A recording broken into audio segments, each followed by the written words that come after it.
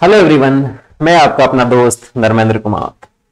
तो one day one challenging question series अपन discuss कर रहे हैं। हिंदी और इंग्लिश मीडियम वाले दोनों टाइप के जो स्टूडेंट्स हैं उनके लिए यहाँ पर जो काफी अच्छे क्वेश्चन से नीट में पूछे गए हैं या पूछे जाने के चांसेस है, उन सबको यहाँ पर अपन डिस्कस कर रहे हैं। उसके साथ में उससे रिलेटेड जो भी कॉन्सेप्ट है एनसीईआरटी से रिलेटेड, चाहे वो डायग्राम्स हो, चाहे कोई भी थ्योरी हो, कोई भी कॉन्सेप्ट हो, उसको भी यहाँ पर डिस्कस किया जा रहा है। तो इन क्वेश्चन से आपका क्वेश्चन की प्रैक्टिस तो होगी ही, लेकिन साथ साथ में जो कॉन्सेप्ट है वो भी यहां पर क्लियर हो जाएंगे, क्योंकि थ्योरी तो अपन सब जगह ही पढ़ रहे हैं। ठीक है, तो अपने को आइडिया हो जाएगा एक तरह से किस टाइप से क्वेश्चन पूछे जाते हैं और कैसे पूछे जा सकते हैं। तो आज के सेशन में, जो लास्ट सेशन में मैंने आपसे क्वेश्चन पूछा था, उसको अपन डिस्कस करेंगे, क्योंकि अपना यही चल रहा है कि जो भी क्वेश्चन होगा, जैसे आज के इस वीडियो क्लास में क्वेश्चन मैं आपके लिए छोड़ दूंगा, उससे अपन कल डिस्कस करेंगे। उसका आपको अगर जवाब आता है तो आप कमेंट सेक्शन में कमेंट करके जरूर बताइएगा। ठीक है, तो स्टार्ट अपन करते हैं। जो लास्ट सेशन में जो क्वेश्चन मैंने आपसे पूछा था वो ये था, the correct sequence of cell organelles during photorespiration is. आपको 3 ऑर्गेनेलिज बता रखे हैं, जिसमें जैसे ऑप्शन आप देखेंगे chloroplast, mitochondria, peroxisome. B option लिखा है क्लोरोप्लास्ट, वैक्यूल, पेरोक्सिसोम। सी लिखा है chloroplast, Golgi bodies and mitochondria. And D लिखा है chloroplast, rough endoplasmic reticulum and dictyosome. Hindi में भी आपका क्वेश्चन लिखा है, प्रकाश श्वसन के दौरान कोशिकांगों का सही क्रम कौन सा है। ऑप्शन आप देख सकते हैं। ठीक है, इसको आज के सेशन में अपन डिस्कस करेंगे। वैसे तो आपको ये क्वेश्चन पढ़ते ही आ जाना चाहिए कि कौन से चैप्टर से पूछा गया है, एनसीईआरटी के कौन से पार्ट से पूछा गया है। तो फोटो रेस्पिरेशन आपको समझ में आ रहा है, लाइट से रिलेटेड है, और लाइट का जो रोल है वो प्लांट फिजियोलॉजी में अपन पढ़ते हैं, चाहे तो वो अपना फोटोसिंथेसिस इन फ्लावरिंग प्लांट हो या रेस्पिरेशन हो, मतलब पूरी एक यूनिट की बात करें उससे रिलेटेड है ये क्वेश्चन। तो फोटो रेस्पिरेशन से जो रिलेटेड क्वेश्चन यहां पर पूछा है, इसको आज के सेशन में अपन यहां पर डिस्कस कर रहे हैं। सबसे फर्स्ट तो आपको आना चाहिए कि फोटो रेस्पिरेशन क्या है।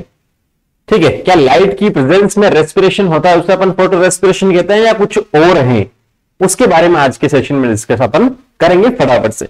तो फोटो रेस्पिरेशन जो है एक की पॉइंट है, जो C3 और जो C4 प्लांट है उसमें डिफरेंस के लिए।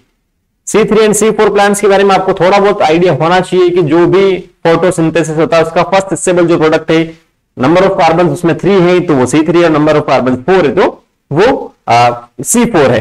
जैसे OAA है जो ऑक्सो एसिटिक एसिड, वो 4 वाला, ये आपको आना चाहिए। ठीक है, तो C3 और C4 में काफी डिफरेंस बताता है। नॉर्मली अगर अपन बात करें तो C3 में आपने ये देखा है कि एक एंजाइम अपने पास आता है रूबिस्को, और रूबिस्को, ठीक है, राइबोलोज बिसफॉस्फेट कार्बोक्सिलेज ऑक्सीजिनेज जिसे अपन कहते हैं। सी और ओ जो आपके पास लिखा है ये इंपॉर्टेंट है, कार्बोक्सिलेज जिसे अपन कहते हैं, और ये ओ ऑक्सीजिनेज के लिए अपन टर्म यूज में लेते हैं। हिंदी में भी यही कहता है, इंग्लिश में भी यही कहते हैं, तो ज्यादा दिक्कत वाली बात नहीं है। ठीक है, तो C3 जिसे केल्विन साइकिल भी अपन कहते हैं, उसके अंदर होता क्या है, RUBP। अभी मैं आपको इमेज से समझा दूंगा। उसके साथ में CO2 कंबाइंड होता है इस एंजाइम की प्रेजेंस में। जो रूबिस्को आपको यहां पर बताया जा रहा है, एंजाइम यही है, सेम है। ठीक है, रूबिस्को, तो ये क्या करेगा, यहां पर 2 मॉलिक्यूल ऑफ PGA, 3 PGA का फॉर्मेशन वो करता है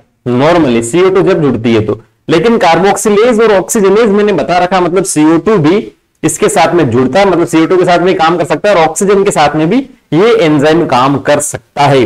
डिपेंड करेगा उनकी जो रिलेटिव क्वांटिटी है या कंसंट्रेशन है, उसके बेसिस पे कितना कौन ज्यादा है और कौन कम है। ठीक है, ये आपको समझ में आता है तो आगे वाला पार्ट आपको समझ में आ जाएगा।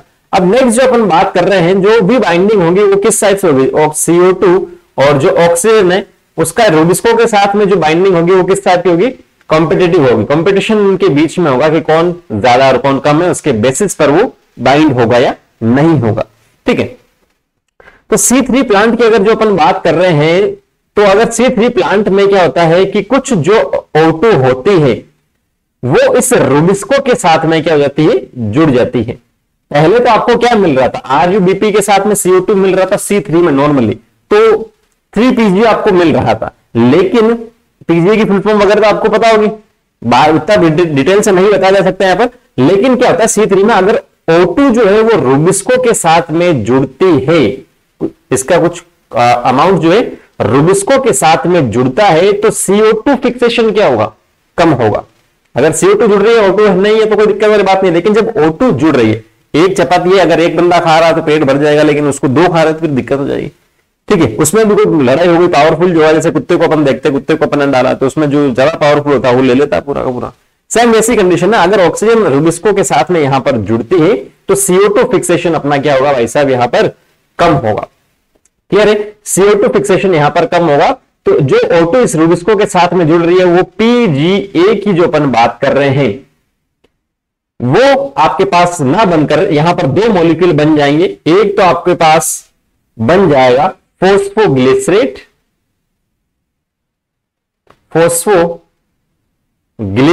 और दूसरा आपके पास बन जाएगा प्लस फोस्फोग्लाइकोलेट। ठीक है, 2 कार्बन कंपाउंड है ये आपके पास यहां पर बन जाएगा, जो फोटो रेस्पिरेशन का एक टाइप से रिजल्ट है। इसे आप इसमें भी आप समझ सकते हैं, इस वाले में ये आपके पास क्या है, C3 जो है वो सिंपल सा NCERT में आपको समझ में आता है कि राइबोलोज बिसफॉस्फेट आपको गिवन है यहां पर सिंपल सा।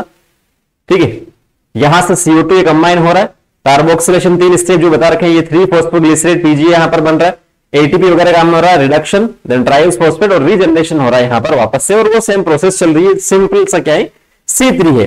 लेकिन अब इस C3 में आपके पास क्या हुआ भाई साहब, इस C3 में क्या हुआ, ये केल्विन साइकिल बताया जा रहा है। ये RUBP पहले जो CO2 के साथ में जुड़ रहा था और रुबिस्को की प्रेजेंस में, अब यहां पर क्या हो रहा है, O2 यहां पर आ रहा है। क्या आ रहा है, O2। उसकी वजह से आपको क्या मिल रहा है, फॉस्फोग्लाइकोलेट और फॉस्फोग्लिसरेट यहां पर मिल रहा है, जो आगे की ओर यहां पर कन्वर्ट हो रहा है नेक्स्ट सेरीन, ग्लाइसिन, सेरीन और ग्लिसरेट में, और फिर वापस से 3PG और RUBP में। तो ये वाला जो है अपने पास क्या होगा यहां पर, इसमें CO2 का फिक्सेशन कम होगा। CO2 का फिक्सेशन क्या होगा, कम होगा। यही एक की पॉइंट है फोटो रेस्पिरेशन की। ठीक है, फोटो रेस्पिरेशन की।